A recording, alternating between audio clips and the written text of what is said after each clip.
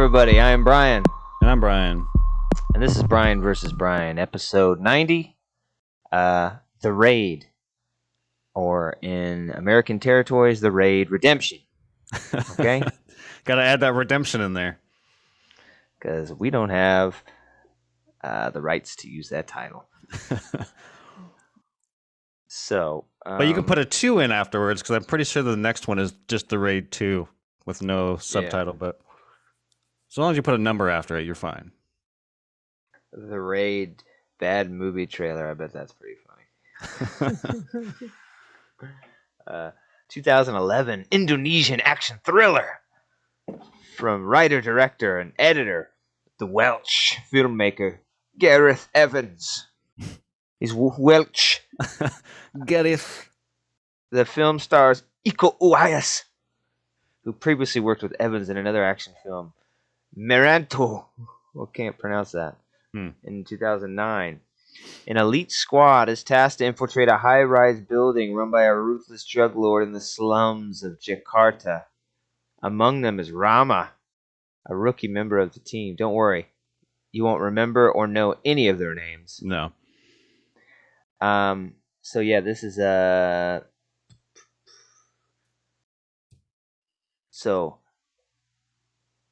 this is Dread, but the first one. Correct. Before yeah. It's kind of I'd be curious to know if Dread was inspired by this or just coincidentally 2 stories were written, kind of like an Armageddon Deep Impact kind of situation. I don't know. But The Raid definitely came out a couple years before, or no, I guess a year before The Raid. Or no, sorry, The Raid came out a year before Dread did. Oh yeah, Dread was that close? Yeah. I thought Dread was a bit down the line. I think Dread was 2012. It was either 2012 or 2013. Let me confirm that. Interesting. You want out of here? Maybe I'll lock in here.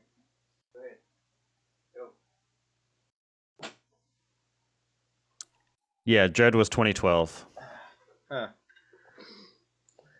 Maybe there's something to 2012. Okay. So, premiered at the Toronto International Film Festival. All right, man. The Raid received positive reviews from critics.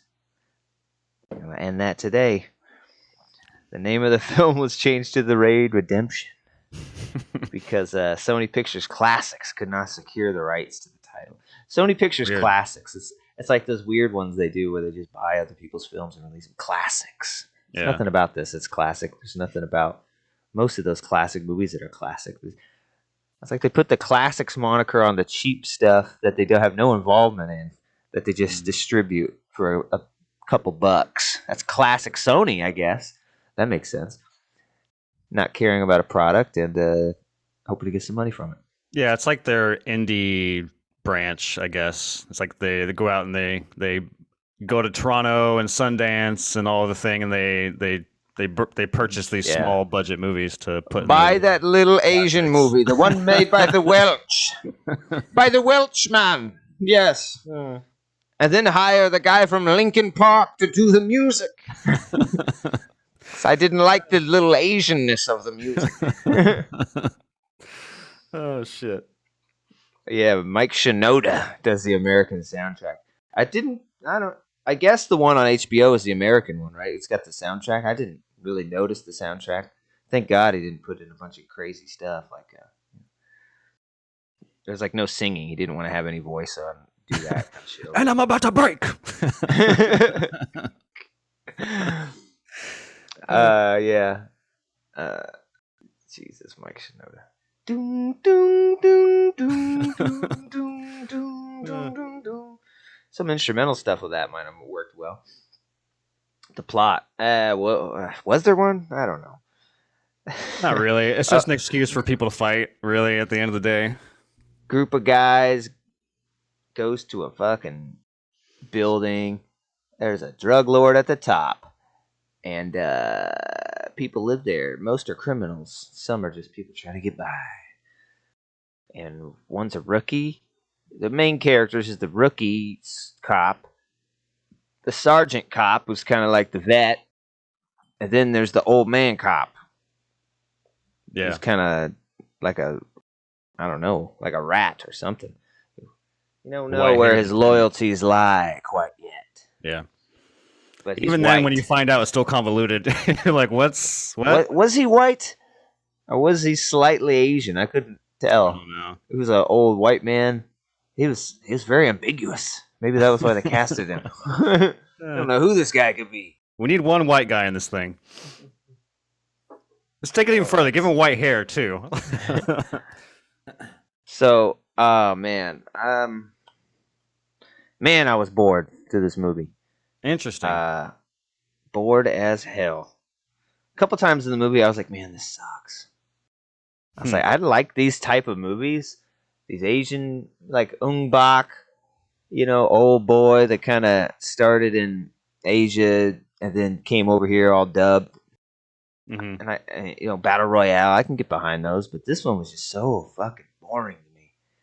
No story at all. So it's just these long ass action sequences, which I didn't think were that great. I mean, some of them were pretty cool, and they were pretty brutal, but it just looked like shit I'd already seen. Looked like a lot of that Ung Bak kind of fighting style. Lots of knees and elbows. But yeah, some of the choreography was really cool, and I can respect that. Really great choreography, but everything connecting the fights was just so boring. It's hard to get into it. Some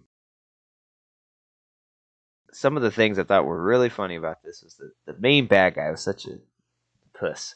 Like, hey, I'm not scared of this guy. He's like the way. Oh my god! Sometimes I love it in these the people they get for the voice, the American version. It's like it's the main bad guy. You got to swing for the fences here, and they're like, "Hey, jerk, listen to me. I run this place, okay? Listen." It's like, oh, that's the guy you got. And the other kind of main villain that has multiple fights is that long-haired Asian Mad guy. Dog. Yeah, it's called Mad Dog. Mad Dog McCree. That guy is ridiculous.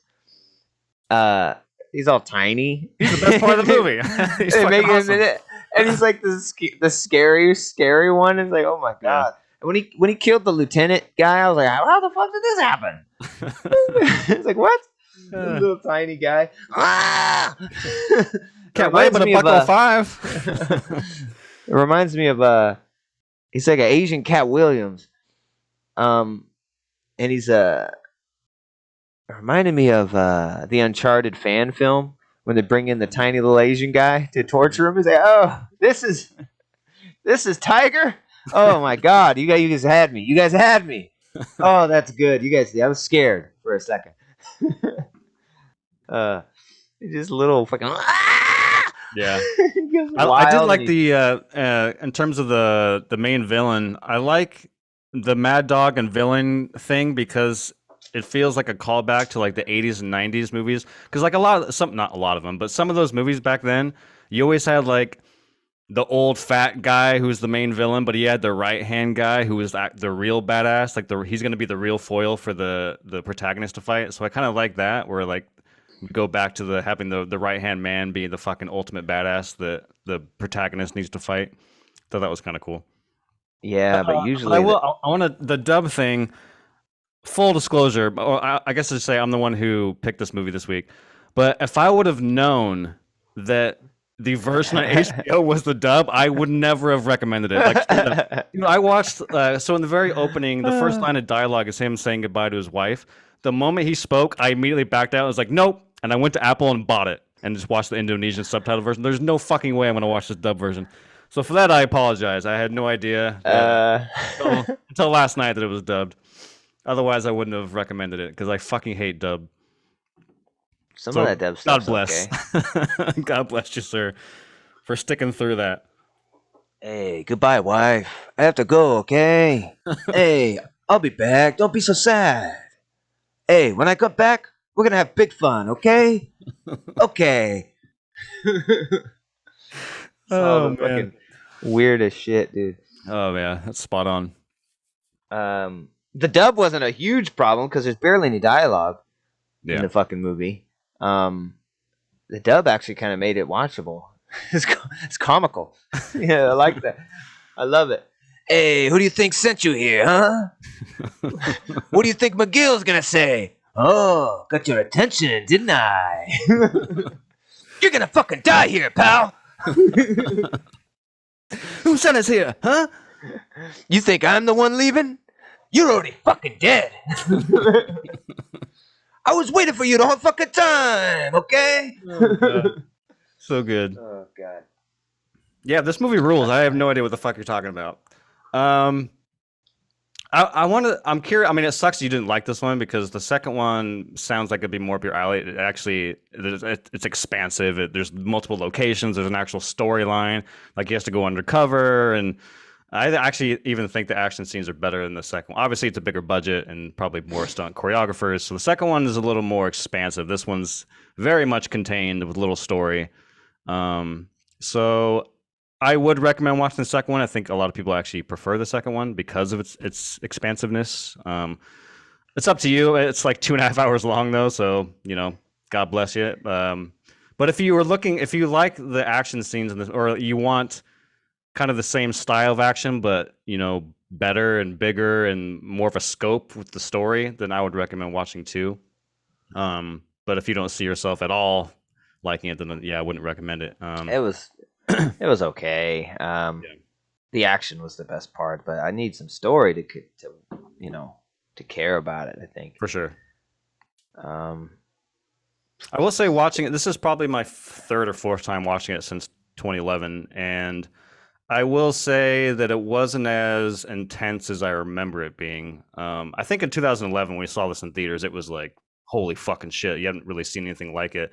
But I think action has evolved a lot since 2011. Like you've had the John Wick stuff and a bunch of other like martial arts extravaganza movies where it makes this movie look a little more tame in comparison. But and we've had these long shot fighting sequences now. Mm-hmm. Like that used to be crazy, but now we've had so many of them. Like at the like the old boy hallway scene, right? Or like the Punisher did a couple of them, and Daredevil, 5-minute one cut stuff. Mm-hmm. So we've seen more of that, so it's not as crazy to us. Some of the shit was pretty funny. Digging a hole like to get out of the one floor to go to another is pretty funny. Oh yeah. Like a death blow. One of them was like final blow, pushing the filing cabinet onto him. It's like anyone's ever used a filing cabinet knows it's the thinnest piece of metal in the world. You're gonna get a paper cut on this filing cabinet. It's like, oh, 5 pounds of metal on your head, you bastard. Well, it's funny. We both laughed out loud last night because throughout the whole movie, you never see. We're just gonna call him fucking old white dude, but you never see old white dude do anything. And then towards the end, they're like, "You're coming with us, and you're going to punch with us, and we're gonna get to the top with us instead of running." Anyways, they cut to this like cocaine making sting in somewhere in this building.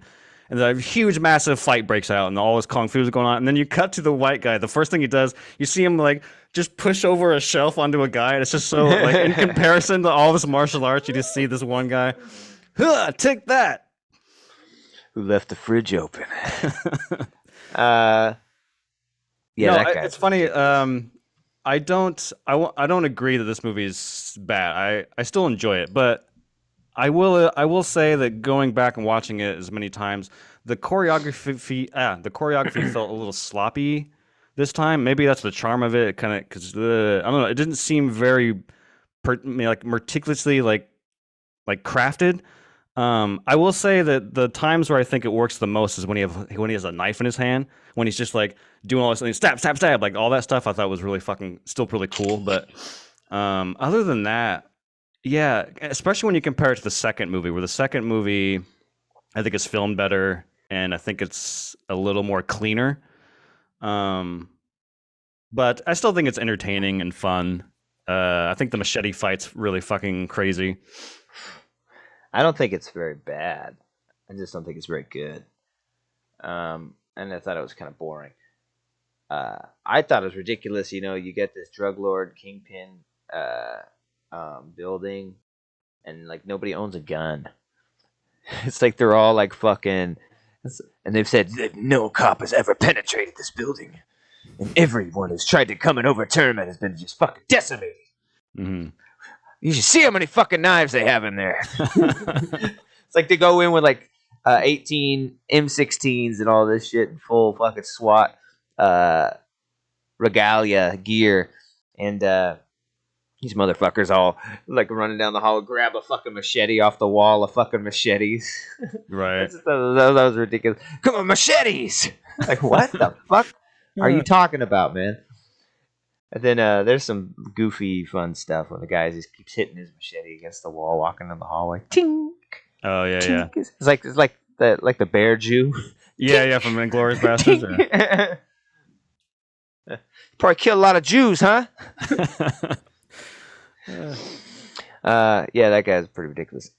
The part I hated the most, which was the final fight between the little mad monkey man, Mad Dog Monkey McGree, and the brothers. So, oh yeah, the rookie brother cop has a fucking brother he's the like number 2 guy of the bad guy. There's the crazy Mad Dog, and then there's this guy who's more calm. Hey, what'd I tell you? We don't kill cops. Yeah. Okay, you pay them, right? Mad Dog's the crazy, like the Joe Pesci, and he's the more diplomatic kind of right. Yeah. Man. It's like, we don't kill cops, we pay them. You're gonna get us caught. It's like, why don't you go see how if they want to check then, huh? You son of a bitch. Tell me how to do my fucking job. But yeah, they get in a fight. The 2 brothers working together against Mad Dog, and that fight's like what, 10 minutes? Like long. Literally 10, 15 fucking minutes. I was like, dude, end this. I was like, dude, just be over. Just it's like, this is too long. It even gets awesome when they stab him with the fluorescent light and sticking out of his neck, and he's still fighting. Stab him in the neck with a fluorescent light tube, and it still goes another 2 minutes, 3 minutes. I was like, no, just die, you son of a bitch. Oh god. I was like, just kill them, please. Yeah. I was like, dude, it was too much. I was like, oh my god, it's getting boring now. There are some cool parts in that, but god, it was too long. Like a part where he like knocks someone down by his feet, and then like rolls with their body, and then like pow, pow, pow, pow, and like elbows him across his stomach to his face, like a big sweeping U rolling motion. That was cool. Mm-hmm. Yeah, he stabbed him in the neck with that light, and it's a fluorescent tube, so it's hollow. I was like, for sure he's gonna stab him, and then they're gonna have some cool effect where it's like a fountain out of the fucking tube. Mm-hmm. Nope. Nope.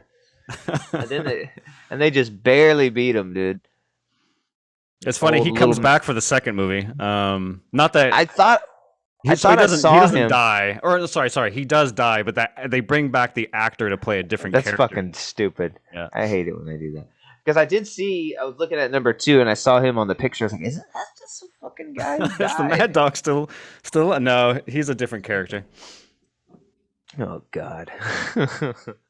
Different character. They like him so much they needed to have him back. It's probably one of the stunt dudes or choreographers then. Probably. Because he seemed the most I don't know. I didn't skilled. see it on the first one in the credits, but I'm pretty sure. I'm almost positive the second movie is choreographed by the director. It is. He wrote, edited, choreographed. Did he do this one too? No, it's choreographed by the team that did the first one. I read. Okay. That's pretty impressive that he edited this though, because editing a movie that's all fighting isn't very easy. Yeah, but there's even some good moments of tension. I mean, it's few and far between, but there are some moments. I think the one that sticks out to me is where, right when they get there, they're on this hallway, and the lights turn off, and then you hear this intercom of the boss being like, "Hey, hunt these guys down," yada yada yada. Anyways, hold on. We have some visitors. We know what to do when cockroaches infest a floor. They're on floor 6. Have fun. It's the most ridiculous. Yeah. And so everything's shrouded in darkness, and they're sitting by this door, and they see this door handle open. In the meanwhile, another guy is looking up, and he thinks he sees something, but he's not quite sure. And then we kind of see there's a group of like 7 guys above them with machine guns, but they can't see them either. And so there's this whole kind of slow motion tension thing where the door is opening and there's a guy about to shoot, and then at the last minute the guy tries to stop him, but it's too late, and it lights up, and then the guy's up above. Like, it's kind of a cool shot where you see the light and the shadows of the guys above him. So like there's little moments like that I think are really good with tension in terms of an editing standpoint. But like I said, they're kind of few and far between. One of the few guys with a gun. Yeah, there's like that 7 guys. That's it. Well, what's up with the old white guy?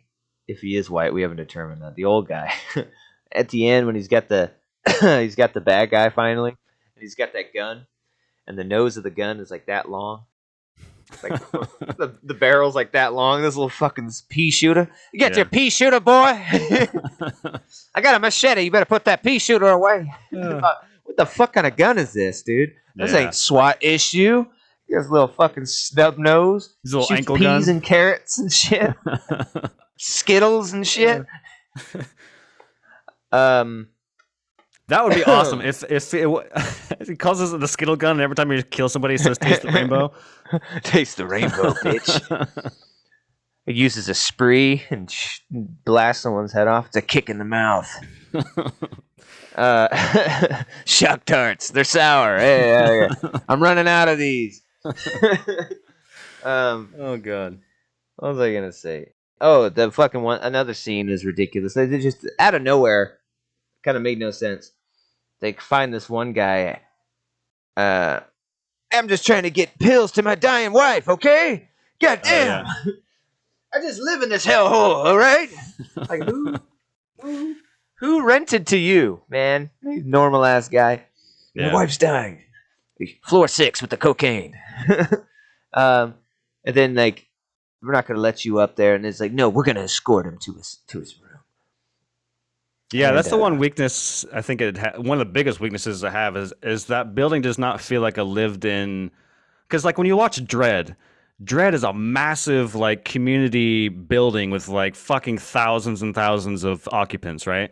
So you think that, okay, you know, a quarter of those people are drug dealers and assholes, right? But this movie, I don't know, the set feels very not livable. Even like the rooms they fight in, they're so fucking massive that it's clear that they're on a set. I don't know. There's just always weird little things that I noticed that kind of took me out of the movie. Where like, yeah, this guy who lives there is kind of like, what? I don't believe that this family lives here for a second, but I don't know. Maybe I'm wrong. Yeah, and then they go into his house, his room, and what the fuck? He's like, oh, they're coming. He's like, oh, hide here, secret room. Plies up a piece of the wall and puts him in the wall to hide. And then the guy gets in there. Hey, you haven't had any visitors today, have you? No visitors. Are you lying to me? Hey, you wouldn't like to lie to me. I just love the dub. Maybe I should watch this dub version. It sounds fun. And then he's like trying to be, he's trying to be so intimidating, but the dub is just ridiculous. You sure about that? It's always like, oh god. It's like, if I find out you're lying to me, I'm gonna bleed you out. It's like, bleed you out. It's like, and I love say something like the Hulk, like no one likes me when I'm angry. Don't get me upset. You would like me if I'm upset, or something like that. Something like that, or maybe you wouldn't like lying to me. I think was the line or something like that. But yeah, I remember I'll bleed you out. And then everything in a dub is always like a kind of hit the guy on the chest and kind of puff up, and then with a question mark at the end. Hey, what do you think? You think I wanted to kill him? It's always like, that's the dub. And so after he questions him, no one visited you, right? He immediately kind of just looks at that wall. It's just a wall on the back of the house. It's got a bunch of shit on it. It's got a TV in front of it. And he just clears all that shit from the wall. Moves the fucking shelf. There's like hanging pictures. He flips them off with his machete all weird. And then he's like just starts stabbing the wall with his machete. Like, high, medium, low. High, medium, low. There's someone in this goddamn wall. They're getting stabbed. And there's like the one wall he stabs in the whole house. He just immediately beelines it to the wall. And it's like, Are you sure there's no one in this fucking wall? Let me see. Yeah, it didn't make a I'm whole lot gonna. of sense. Not only am I gonna bleed you out, I'm gonna bleed out whoever's in the wall. Okay. And Oh then my so god. they're hunkered up in the wall in the corner, trying to be as small as possible. And then like the last hit through the wall cuts his face, and it's like you can see it's like his cheek is like taken. There's like a 1/4 inch of machete through his cheek, Mm-hmm. and he's sitting there. Oh, oh, he's bleeding me out. Oh, and then he has some more shitty dialogue with the home occupant, and I was like, oh, it's funny. I thought of this. This movie didn't seem smart enough to think of it, but they did too. Like, wait a minute, he's gonna pull this out, and there's gonna be blood on this blade, and he's gonna be like, oh shit, there's someone in the wall. And so he goes to pull it. He's pulling out slow, and it shows the guy with it on his face. And he's like, oh, it's like sliding, but he grabs the machete with like 3 fingers with his gloves and wipes off the blood as it comes out. Brilliant. Nice. Brilliant. Yeah, it's yeah. The fact that he just beelines to the wall and starts stabbing it is completely fucking ridiculous. But at the same time, it does kind of like the closer it gets, it does kind of like get a little intense. Like, oh my god, and then it actually hits him. Like, oh shit, and then yeah. So it kind of makes for a fun predicament, but it makes no fucking sense why he would go and start stabbing that wall. It's very T2 elevator stabbing. Yeah. When it's like he's just stabbing in the elevator. Ah! Yeah. That's what it kind of reminded me of. Other than that, what's some highlights here? The intercom stuff is pretty funny. There's always like an intercom going off. The first one, like the first time they get seen, it's like a kid, right? Yeah. And he runs down the hallway and presses the intercom. And then the old guy shoots him in the fucking neck. Boom! Hey, what was that for? And we're on a roll with our kid killing projects. Yeah. It was a necessity. Oh, okay. It wasn't necessary. Never mind. I thought it was grossly unnecessary. My bad. I must have seen the murder wrong. So that's pretty funny. I wish I could remember some of the dubbed lines by the main boss, because God, he's got some ridiculous funny shit. It's like, my only friends are these monitors. I see everything. I know, yeah, when the brother comes back empty-handed. Oh, yeah. And then the Mad Dog comes back with the sergeant, I think, dead. And he's like, brings him, it's like his prize. Here, I got him. And I don't know. Yeah, they're looking for the old man, right? Yeah. And he throws him on the floor. Here, I brought him. And then the brother, non-Mad Dog guy's like, I told him it wasn't him. He's like, and then the other guy's like, yeah, well, why'd you come back empty-handed, huh? I didn't think if I didn't achieve the goal was to just bring a random fucker. That's why. Dipshit. This guy's a killer. It's a loose cannon. And so he's like, yeah, you didn't bring anyone. Come here. Let me see your hands. What? Your hands. Show them to me. And then it's like, that's the dub. They always end on that high. Your hands. Show them to me. And then he gives him his hands, and he's looking at him. These are nice. Just as I thought.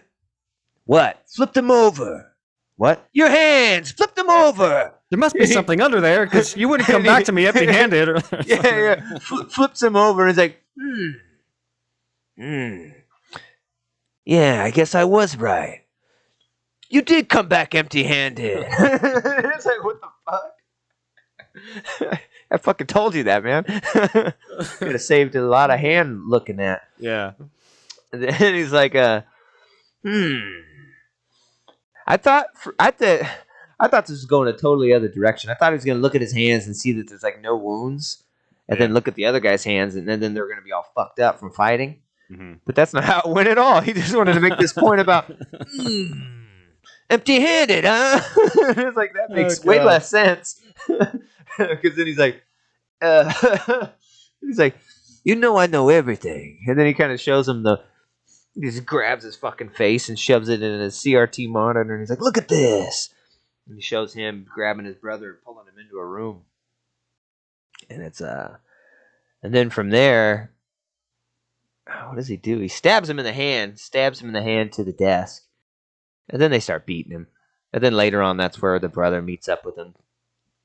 Oh, yeah. Fucking, first of all, the Mad Dog guy is fucking ridiculous. Because the first time he kills someone, it's like, he has a gun. And the other guy has the knife, the sergeant. He's like, put down the knife. It's like, I hate these things, you know? It's so impersonal. And he takes apart the gun and puts it on the counter. This is what I like. Using this is like ordering takeout or something. Yeah. This is like a home-cooked meal. You know, feel it all. And then he's like, starts fighting him. And then the next one, he's beating the brother. And then the sergeant's a hard ass, so you think he's going to win the fight. And then to get to the end, he just breaks his neck and steals his soul. Yeah. So I thought was ridiculous. So I was like, whoa, I didn't see that coming. I thought this was the main guy in the movie. And then when he's beating the brother's all hung up and shit, and he's beating him. And it's funny. He just hears it, oh, Oh, Jesus, fucking stop. Ah! He just hears it, and then he sees this. Out of all the places in this place, they're normal, and then this one's a metal door, like a fucking prison type door. It's like a metal door with a sliding like visual, you know, peephole on the top. I was like, why is that? Oh, it's a torture room. Of course, it has that door. Yeah, it's like a big ass pantry, like kitchen pantry door, and it's like slidden open, so we can kind of see a little bit of a butt.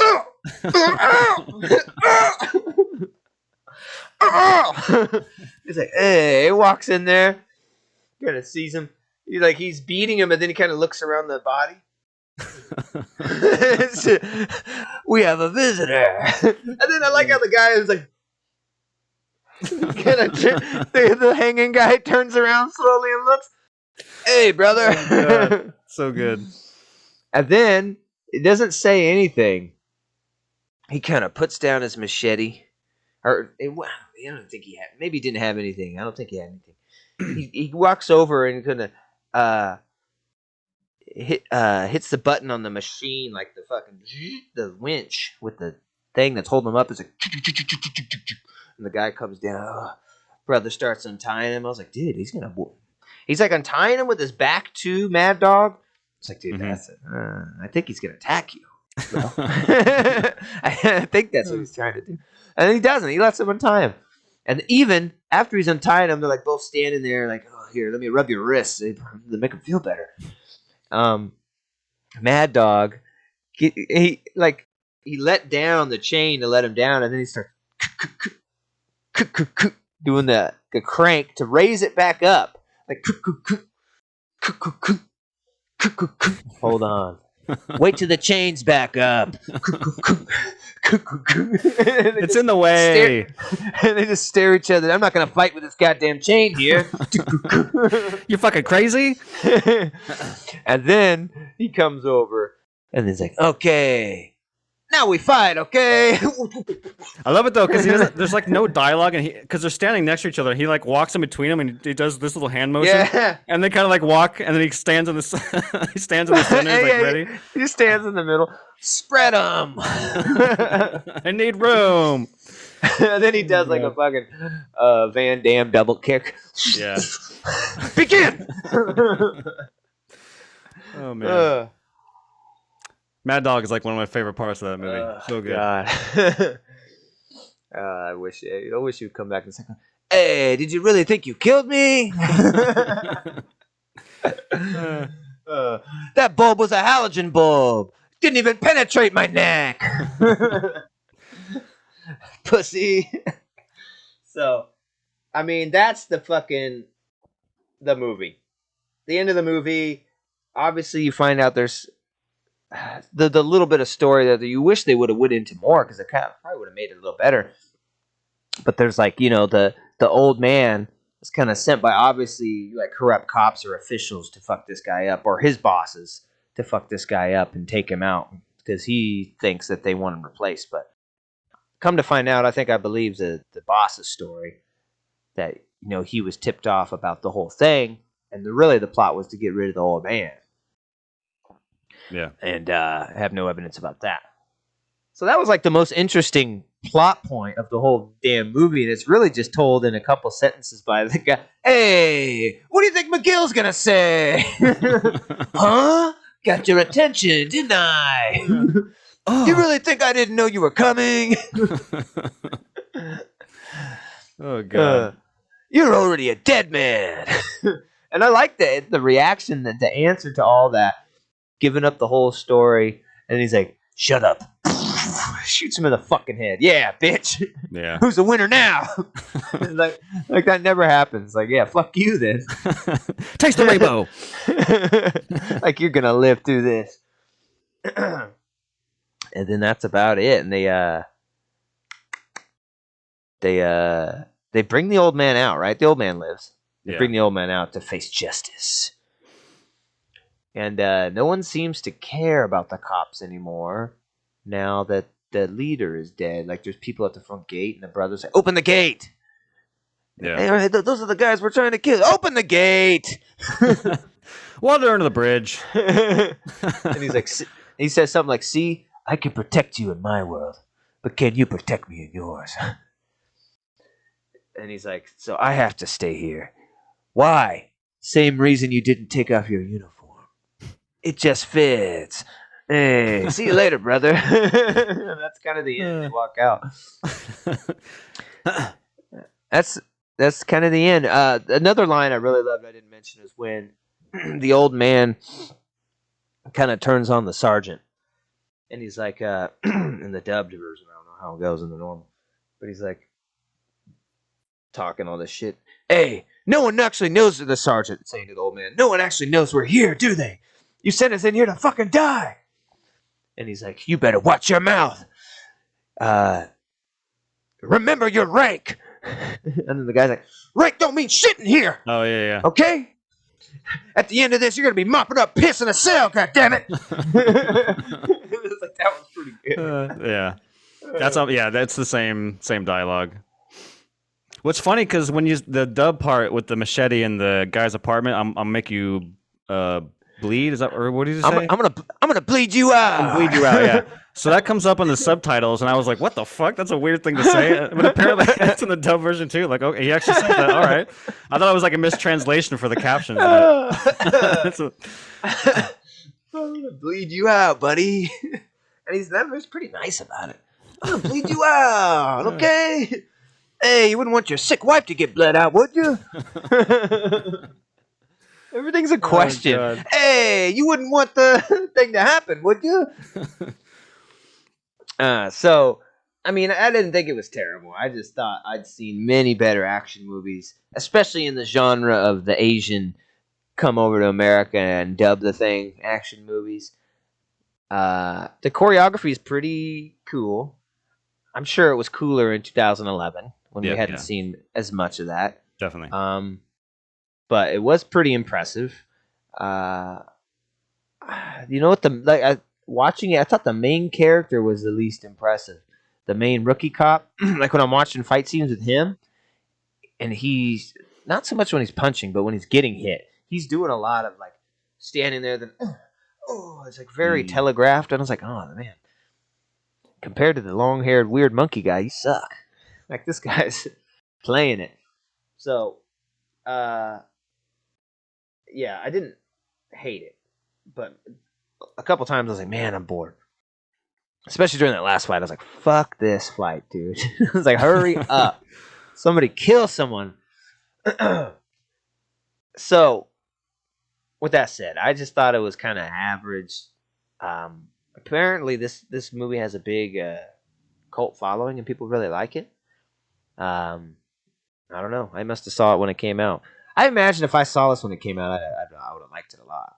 Yeah, I think so. But, but since I didn't, I don't. It's okay. So, Yeah, even as someone who saw it in theaters in 2011 and watching it now, like it's lost a lot of its flavor. Just I am, because yeah. action's evolved. Yeah.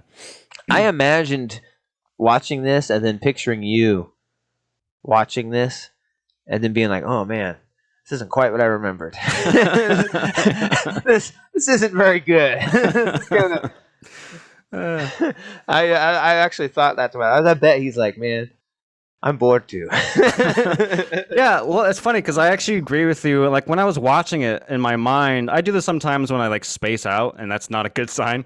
But like I'll space out and I'll start thinking about how it could be better. And I was like, man, if they had more story leading up to like more things happening before they even get to the building, like get to know Rama and his wife and his uncle or whoever the fuck he says goodbye to, and like maybe some of the other troops hanging out in a bar. I don't know, just Yeah. something to like grasp onto the soldiers. And then like maybe at the 30-minute mark they get to the building, and then maybe like through the whole movie like maybe have two big fight scenes, like a hallway scene that's kind of long, and then you stop for a while, and then you come back for a mad dog fight at the end, and then call it good. I think it probably would have improved. Maybe get rid of some of the handheld camera stuff and have it a little smoother, maybe some panning and sliding shots instead of like this frantic, oh my god, I have amnesia or whatever, like filming. Not amnesia, that doesn't make any sense. Neither does this movie, my friend, so you're okay. But yeah, I was Hey. through the movie. I was like, man, this could have been better if they just had a little more story and a little more depth into what was happening versus just Yeah. piling on the action. Explain why the building is important, maybe, and what it means to the main boss bad guys, or something. Just fucking, it doesn't seem that important. It's got some criminals in it, and it's got a pretty shitty meth lab on one of the floors. Pretty barren meth lab. It's like, let's get a couple chemicals, put a couple biohazard stickers on some tubs. It'll look like a drug lord, Anyways, so I think 6.2. Yeah, 6.2. I mean, it's okay. The fight scenes were kind of the only thing to come for, and I thought those weren't the most amazing I've seen. But I mean, the choreography is really good to get all these giant fight scenes together. But yeah, some of them just drag on too long, and it makes me not care about the fight scene when it's like I don't care about the characters or the the weight. I don't care about the destination. I don't care about the story because there really is none. I just think if you do something like that and it's just the action, it's got to be better than that, even. And it was pretty good. It was close to good enough to making you not care about having no story, but not good enough to do that. And so you got to have some story, or else your action is just got to be so incredibly good, and you're never going to carry that weight through a whole movie. Yeah. So 6.2 is what I got. Yeah, I didn't hate it, but I didn't like it that much. I mean, it was okay. Yeah. It's almost like a Fury Road situation where, this is where I think Fury Road nails it in the sense that Fury Road also has very thin story, but the action is so incredibly done that it doesn't really matter. You're still invested in what's happening. So yeah, it would be curious to see what you think of 2. The thing with 2 though is that everything's bigger and grander, and the story is outside of a building. It's an actual plotline story. My only issue with 2 is that even though it does have a richer plot and a bigger plot and more things to do and say, it's so like by the number. Like you've seen The Departed, you've seen Donnie Brasco, you've seen every undercover cop go into a mob bot. Like that's what it is. So it's not. Unfortunately, or fortunately, there's a plot, but unfortunately, it's so fucking. You've seen it before. But the action in the second one is so fun. Like I think there's a prison fight in the mud. It may be in the trailer, but that scene's fucking awesome. There's like stuff with baseball bats where people are using baseball bats, and I don't know. There's some really really really cool stuff in the second one. There's a car chase scene. Like I said, the second movie expands the action quite a bit. So if you're still interested in this world, I would say check out the second one. Maybe you'll like it more. Sure. Anyways, back to this one. Is the brother in the second one? Yeah, Sarah asked me the same thing, and I I mean, spoiler. I mean, whatever. It's the fucking raid. We're not talking about The Godfather. But I'm pretty sure that the brother dies in the very beginning. Like, he gets executed or something, if I remember right. In fact, it's kind of sad because Rama doesn't even get to go home to his wife. Like, it takes place right after the raid, and like they bring him into this room. They're like, "Hey, by the way, you have to go undercover now." And it's kind of ridiculous. He's like, "I can't go home to see my wife. Do you know what I just fucking went through?" Like, we don't care. So, but back to this one, yeah, rewatching it, like I said, some of it still works, some of it's pretty intense and fun. Like I said, I think anytime there's a knife or a blade involved in the choreography, I think it's pretty intense. Yeah. I do think it's kind of sloppy, and the filmmaking isn't my favorite with this handheld shit. And yeah, the story's kind of thin, and some of it's fucking ridiculous. But at the end of the day, I kind of have this, attachment to it because I had a lot of fun with it, in 2011. I still think it's fun now. It's not the best, but it's not as good as I remember it being. But I'm gonna go with a 7. Solid 7. Okay. What's interesting is they've been trying to do a Hollywood remake of this since like 2017 or 16. And it's from what I read, it's still happening. It's been changed hands and passed down a lot, but I think I read the last announcement was like January of 2022, and that it's gonna be on Netflix. I forget who's doing interesting. it. Yeah, I mean, it started out as like a studio project. It was going to be I'm pretty sure it's now a Netflix movie. That's their MO. They kind of buy movies up, yeah, and then make them a Netflix movie. So that'd be interesting to see the American Hollywood version, because this is one of the few ones where I imagine it could be better. You know what I mean?